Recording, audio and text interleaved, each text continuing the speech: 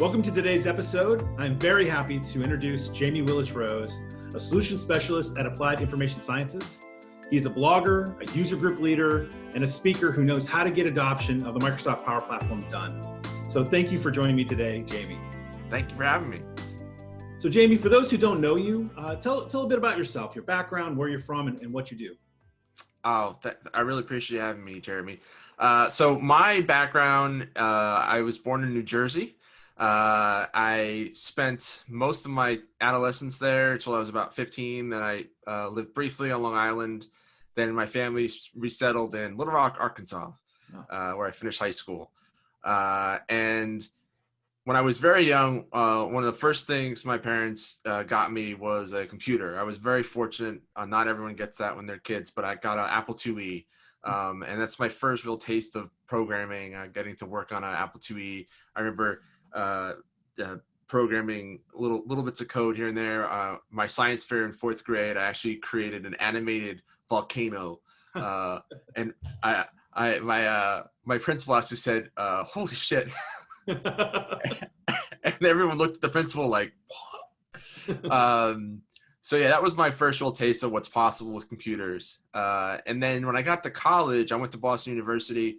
I went there to study film and television, but I was already experienced in high school with HTML. I was in the early days of the web when you had to write your code by hand. That was like only the cool kids wrote their code by hand. Right. So I taught myself HTML, and so when I got to college, I had to do work study, and one of the first jobs I got offered was doing HTML for the Bostonian alumni magazine, actually just taking their articles and putting them into a web page.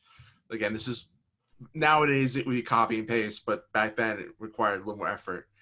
That led to another job. Also I was at BU working at a startup, a .com, doing the same thing, basically creating hard coding pages.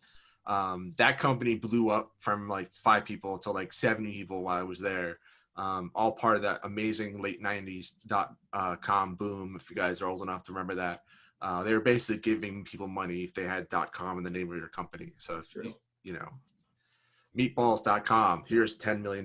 Like, it was just really, it's amazing how much money they were giving out. Anyway, as you know, it eventually went bust. And so I crawled back home to my parents, as a lot of people do when they're young and out of work. And I kind of took a detour at that point. I got working to TV. And that was a 5-year journey living with my parents. And that led to me getting a job at the Discovery Channel, which I moved up to Northern Virginia in 2006. And Discovery and the way they do TV, most major networks do nowadays, it's all server-based, it's all on computers. So I was not technically in IT, but I was using computers every day. And without a year after I started there, I actually transitioned from the role I was in, which is what's called master control operator, which is just the person who makes sure that the things you're watching on TV are there, your shows, your commercials, your promos, all that stuff. I moved out of that role into a training role. So I actually started training people how to watch TV for a living. So that was my job for the next 10 plus years at Discovery was creating training, a lot of technical training on proprietary systems, when to push the button, when not to push the button, when to panic, stuff like that. So if you're ever watching TV and you're wondering how things get on the air there, I can tell you all about that. I'm not going to get into that today, but that was an amazing experience. Discovery grew exponentially over the years I was there. They're a huge global company now. They've got a huge footprint all over the world. And the facility that I was in actually became the centralized hub for all of their broadcasts worldwide. So we had UK, we had Central Europe, we had Africa, we had South America, all of it coming out of Sterling, Virginia. Still is, actually. Not going to tell you exactly where it is, but they're an undisclosed location. But a lot of the centralized stuff from there. But as part of my role as a trainer, though, I was tasked with learning SharePoint. That was because my boss at the time said, hey, there's this thing called SharePoint. Could you learn it? Like so many people, I was like, sure, why not? And I had already had some experience writing Excel macros up to that point to solve a lot of those repetition things that come up in businesses. I think a lot of end users like myself who kind of are problem solvers. And so I saw problems and I was like, why are you doing all that? We could just do a macro. So I did that, and that led me to SharePoint. And I did a similar approach where my boss was like, I really want to have this page with all the time zones for our whole company because we're in all these different countries now. And I was like, sure, I'll solve that. And so I taught myself jQuery, and I learned how to do all that. Do not do what I did. Let me just say that up front. Like building a custom solution on SharePoint 2010, don't. Because years later, when we started moving to SharePoint Online, it was a huge headache. But SharePoint Online arrived, as you guys may remember, and shortly after it arrived, these two little buttons showed up one day in my list: Power Apps and Flow.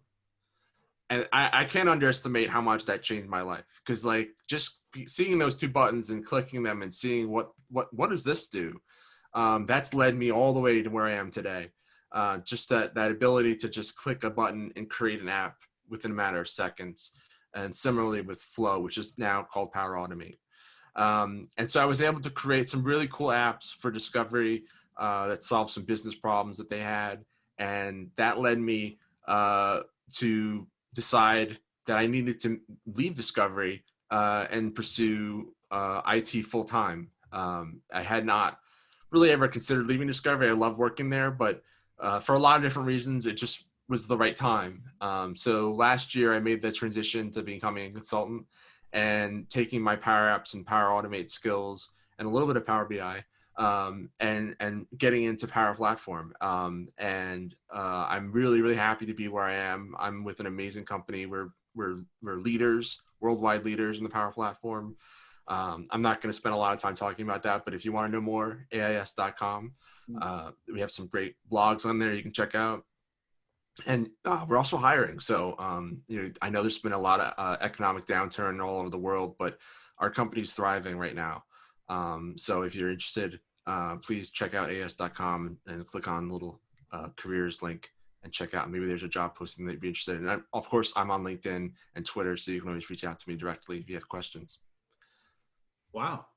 That's an interesting path, because you started down that path of IT originally and then took a kind of a side journey, which sounds fascinating in itself, right? I mean, television production and all that goes on behind the scenes and how those programs are created and broadcast is pretty amazing technology in its own right. But then to come back into the IT world because of SharePoint is kind of interesting. There's a lot of people who dislike SharePoint for a variety of reasons, but there are a lot of people who absolutely love it too, and what it can do in terms of, setting the stage. I can't say too much bad about it because I wouldn't be here today without it. But I also know that I was one of those end users who was trying to use SharePoint to do things it wasn't meant to do. Mm-hmm. And a lot of times the headaches you have with SharePoint are usually, if you're IT, your headaches is end users doing things they shouldn't be doing and then asking you for help. Right. My SharePoint's not working. Did you break it? Well, yeah, but can you fix it? Right.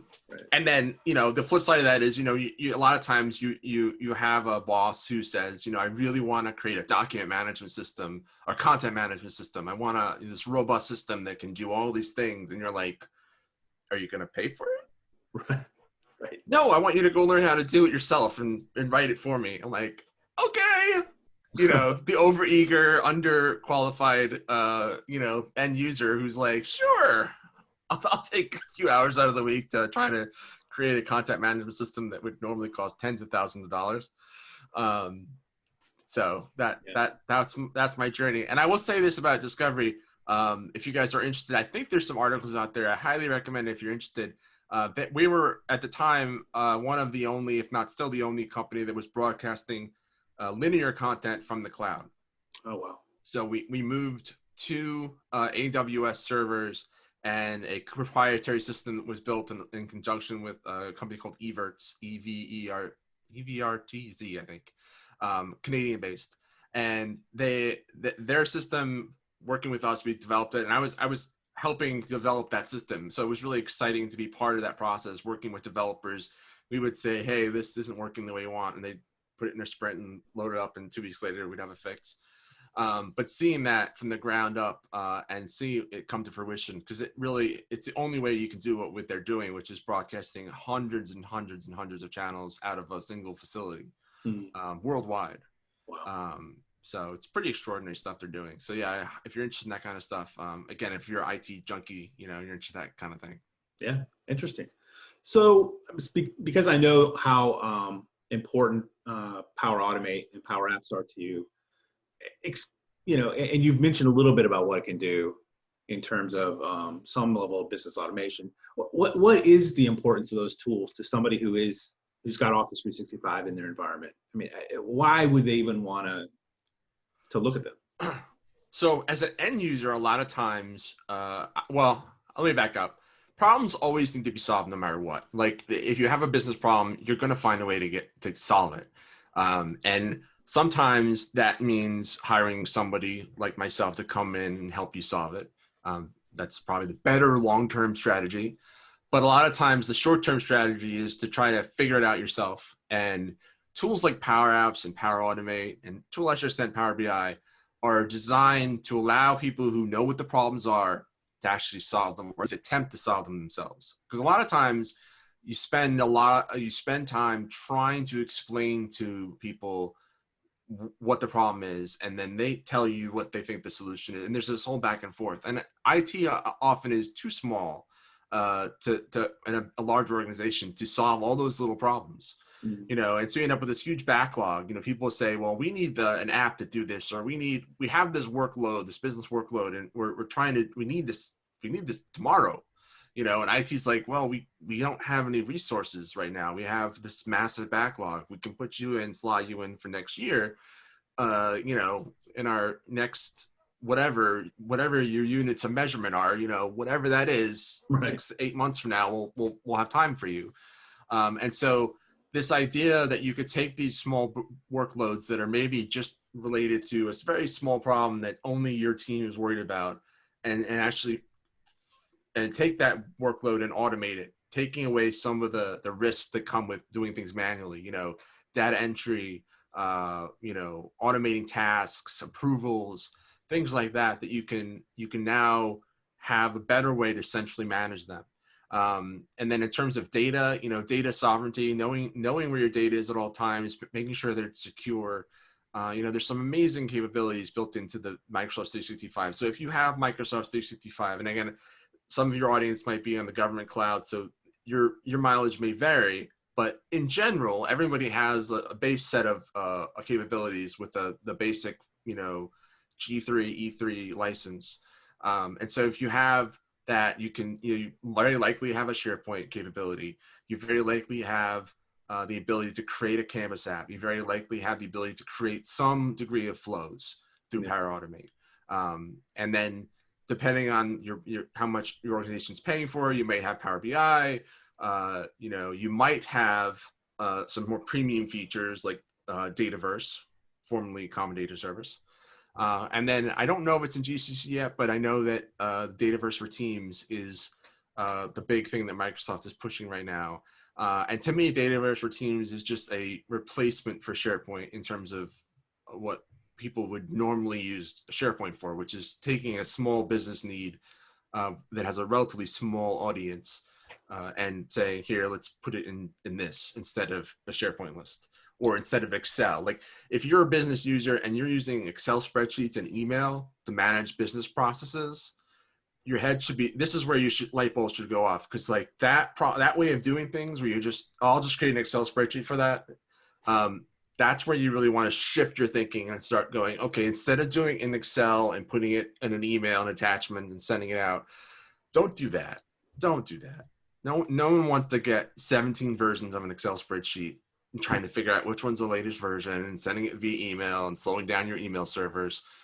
Instead, centrally store your data in SharePoint, in a Microsoft list, or even better, a Dataverse, Microsoft Dataverse for Teams or pure Dataverse. And that way you have a centrally stored data source. And then you can build all your flows and your apps around that data. And if you get to Power BI, even better. Sure. Interesting. Yeah, I happen to be at a federal agency, so the GCC mileage does vary. But it is still Power Automate's available. It does do workflow, right? Now your IT department decides to what degree different connectors that are available to you, or whatnot, because they are concerned about how data can be moved around with such a tool. But it is pretty powerful. It's a workflow engine, if nothing else, for things you want to do within the Office 365 suite. Yeah, it really is the ability. I mean, the approval process is probably the most popular one that I know of, because this idea that instead of sending back and forth emails and asking people, the idea that you could create a simple form that it could either be a Power App or it can just be a Microsoft form, and the idea that could set off a series of regulated steps. Mm-hmm. Okay, so-and-so needs a new computer. That sets off a chain of events, goes to your manager says, sure, then it goes to the procurement person. They look at it, they see that it costs too much, they send it back, and then it goes back through, and it keeps going through until it gets to the final, yes or no, Right. approved or not approved. And rather than, a willy-nilly system, you can have that all regulated. So yeah. Yeah. All right. So you've been around the block a little bit, and you've seen how we do things. What's something that if somebody promoted you to the only one who could make the decision of the day, there's a change that needs to happen within how we do IT today. What's something you think we should, spend some thought, leadership on, and possibly change? I do think, having worked with many different clients in the last year, and then even my experience with Discovery, I think often there's a knee-jerk reaction that, like, well, let's turn that off. Let's not people do that.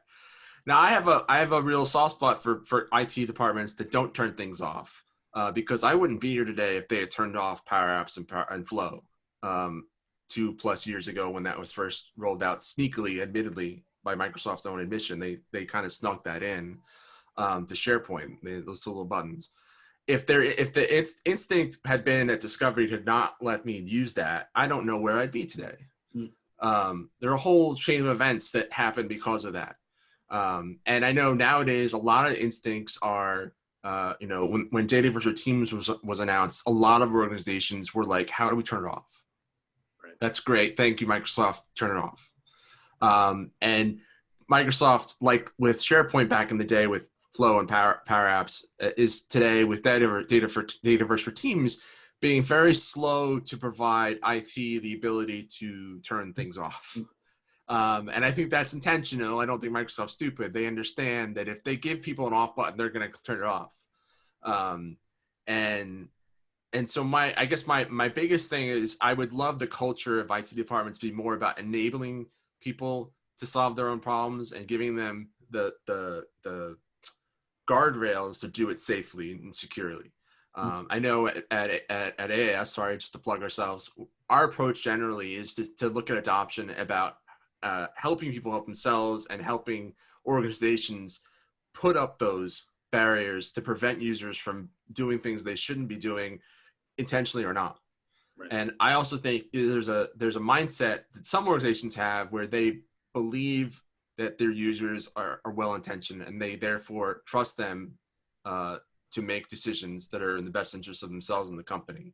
And that's a cultural thing, because there's other companies I've been in where they have another instinct, which is that the end user is an adversary. And as IT, my job is to stop them from doing something they shouldn't be doing. Therefore, I'm going to stop you from getting to sharing that data or sharing that file.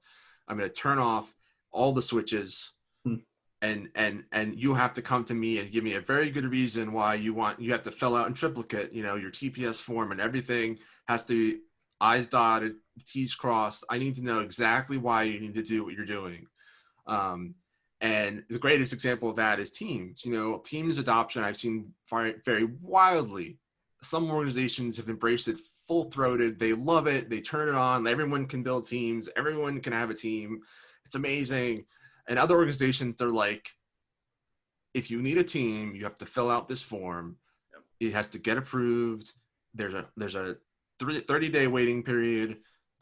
You have to get trained. You have to be certified. There's a whole list and it's two very wildly different approaches to the way you do teams in some organizations.